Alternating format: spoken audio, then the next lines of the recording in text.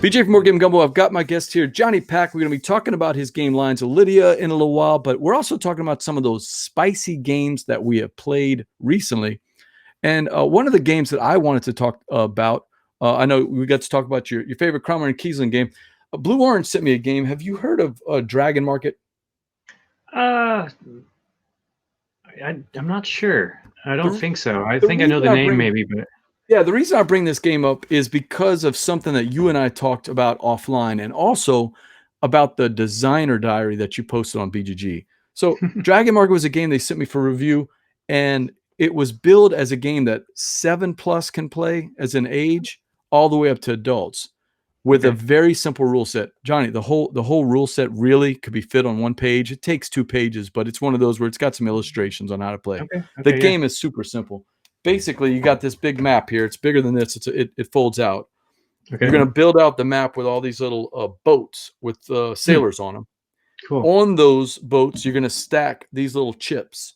And the chips represent, like, I don't know, a dozen or so, maybe 20 different commodities that you get. Cats or bonsai trees or teacups or different things. And each one of us plays a little tiny air. And we start on our corner of the board and rolling these cool little wooden dice. I love wooden dice. I don't know about you, man. Like Takanoko dice, I just love them.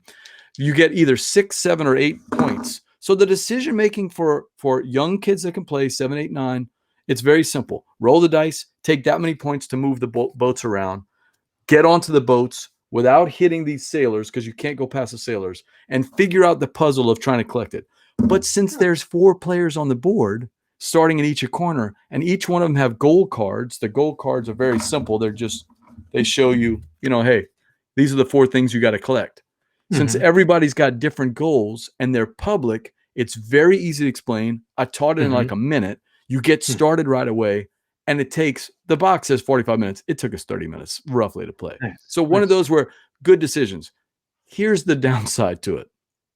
It's too simple. And that's what I want to talk to you about later on in the show about Lines of Lydia. Playing the base game for people like me and you, it's going to be too simple. The public goals mean everybody can see what everybody's looking for. You know how you can move around. But it comes with an advanced game.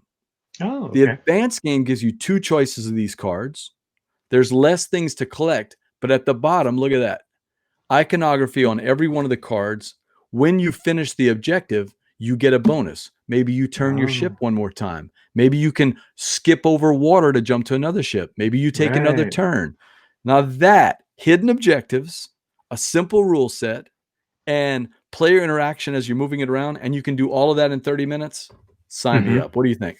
That sounds cool. I definitely want to play that. I like their games a lot of times, so it's always something. If they got a new release, I try to keep my ear to the horn for that one. That sounds cool. It sounds like you could kind of leverage maybe finishing one card and then comboing into the next maneuver, right? And so that could create those neat little clever moments. So we're playing with Matt's girlfriend Lauren, and she was way behind us, but all of a sudden she figured out, if I if I put 3 boats lined up together, I'm gonna run real quick, pick up both of the things I need, and see what happens with the cards. She pulled out the cards, and they were relatively close. We're not paying attention, right? We're like, oh, she's way behind us. She moves the 2 boats, scoots across, grabs the other things, and she's running back. And Matt and I are looking, wow, this game's almost over. So you're never really out of the game. If you can line up the boats correctly, you can get in. I just say for gamers like us, hobby gamers out there, a little too simple if you're getting Dragon Market for regular gameplay. Good for kids, though. If you've got kids 7, 8, 9, 10, I think they would have fun. But I think you really need to bring in those advanced cards to have any kind of fun. Sure. And that's Dragon Market. Yeah, Dragon Market from Blue Orange Games.